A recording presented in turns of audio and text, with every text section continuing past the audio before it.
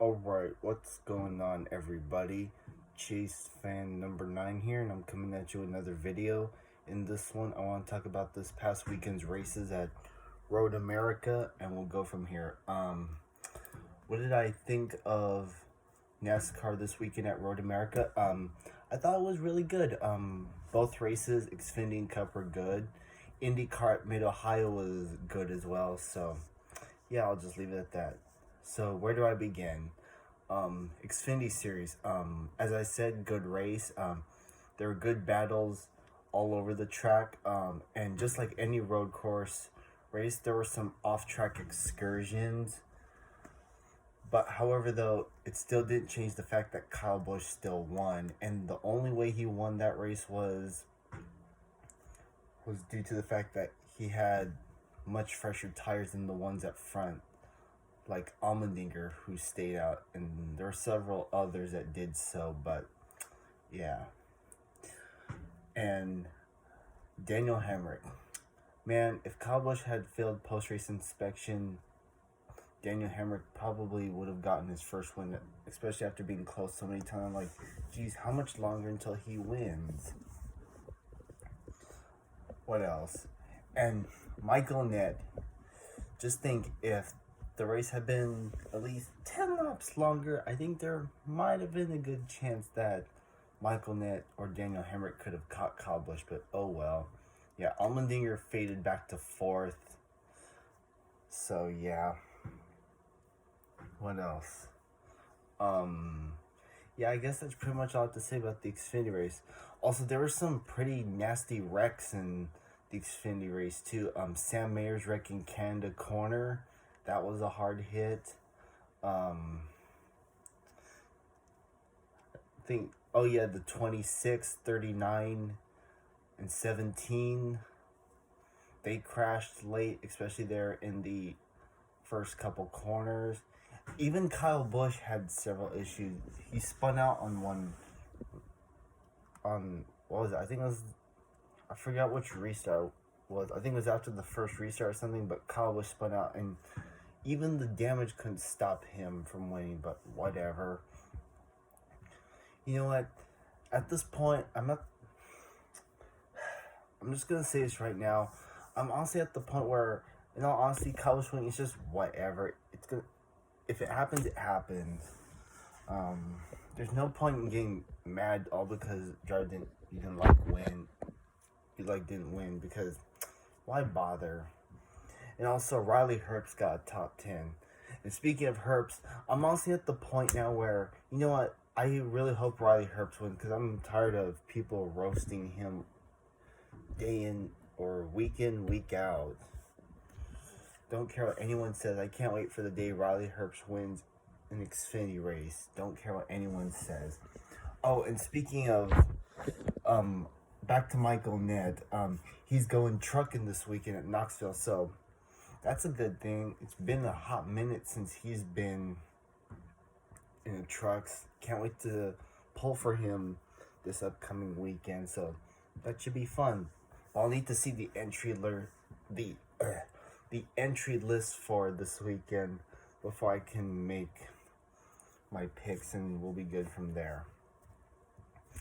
But anyways, yeah. Now, F1 was this weekend, and I sadly missed it again because I was just so sleepy, and because of the time frame and all that.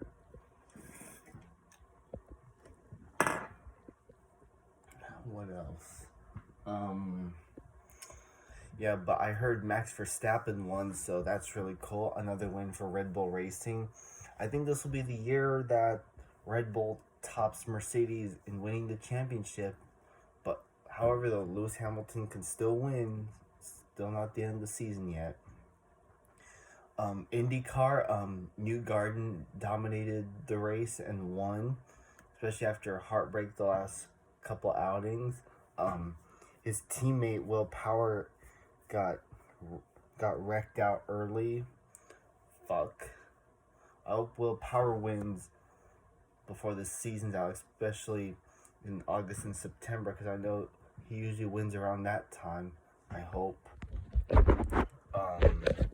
and I hope this break gives his mind a clear mindset of the next couple of races, because he's gonna need it if he wants to win. I know he may not be in the championship battle, but still though, he can still win it. But we'll just have to wait and see. And it got really close there with Marcus Ericsson. If the race had been a couple laps longer, Marcus Ericsson probably would have caught him. So yeah. Now the Cup race, that was really intense. There were different strategies. Drivers staying out to take stage points, drivers pitting so they can gain track position later. Tyler Reddick winning stage 1 was part of the fact that he did play strategy by staying out while the others pitted. As for William Byron, Kyle Larson, and so many others, we also saw several drivers take hand at the lead, like William Byron, who else? Austin Cindric, Kyle Larson, I think, Matt DiBenedetto, they were out front for a bit. Kyle Busch had his turn at the lead. And it didn't take me until late in the race to realize on how many laps Chase Elliott led, because, well, Kyle Busch and Chase, they both came from the back because of how qualifying went, because I heard, well, I didn't watch qualifying, but I heard there were a bunch of cautions during the race, during qualifying, that kind of hurt the drivers' qualifying laps, which explains why they started where they did. So, yeah. What else? There were several drivers that had incidents. Ryan Preece blew up early and was out as well. Daniel Suarez had a transmission problem going up the hill. It happened to Ty Gibbs in the Xfinity race too. And speaking of Ty Gibbs, he was having a good day up until that point too. But anyways, yeah, Daniel Suarez, he did finish the race, but he was 10 laps down. Who else had issues? Ryan Eversley, that Trans Am driver, I think that's what he is for Rick Ware, he had issues. Yes. Oh yeah, and then Anthony Alfredo blew a tire going into turn 1, and he spun into the gravel traps in turn 1. Oh yeah, and also Brett Moffitt, I forgot to mention the Xfinity race. Sorry if I keep backtracking, but yeah, Brett Moffitt he wrecked in the Xfinity race too towards the end, but NASCAR didn't throw a caution for debris. Looks like they're trying to give the 54 an advantage, but whatever. But yeah, Alfredo had issues. Corey LaJoie, at one point, he got turned up onto the banking there off of Canada Corner, but he managed to keep going. And yeah, it was pretty intense. And then the battle towards the end, Kyle Busch, we thought he was gonna have the car to beat, but Chase Elliott unsurprisingly got the top spot, and he was able to drive away.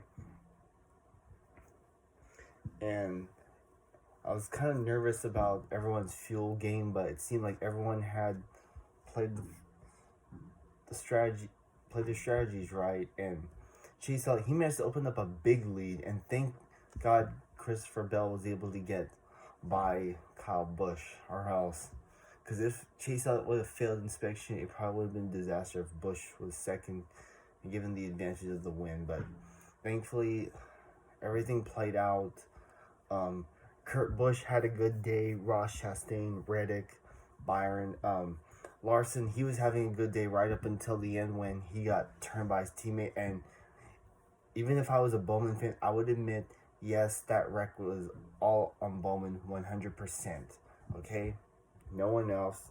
End of story. Yeah, he faded out after that. Thankfully, Matt DiBenedetto managed to grab a top 10 spot, as well as Reddick and so many others. And it came as no surprise that Chase Elliott won Road America, which is a road course. And we all know how Chase Elliott is on these type of road courses. And seeing him win, I'm like, after a couple weeks of this coming close, finishing second, and finishing in other positions, Chase Elliott really needed that win, and I'm glad he did. And thank God there was no rain in the area to spoil it. So yeah, overall, it was a good race. That's all I can say. So yeah, that's pretty much it. It's his first win the Napa car too. I want to see him win Indianapolis in the Hooter scheme. That would be really fun. So yeah. But anyways, that's pretty much all I have to say. Oh, and Chastain got top 10 too. But anyways, that's pretty much all I have to say. So with that, thank you guys for watching, and I'll see you on the next video. Alright, bye everyone.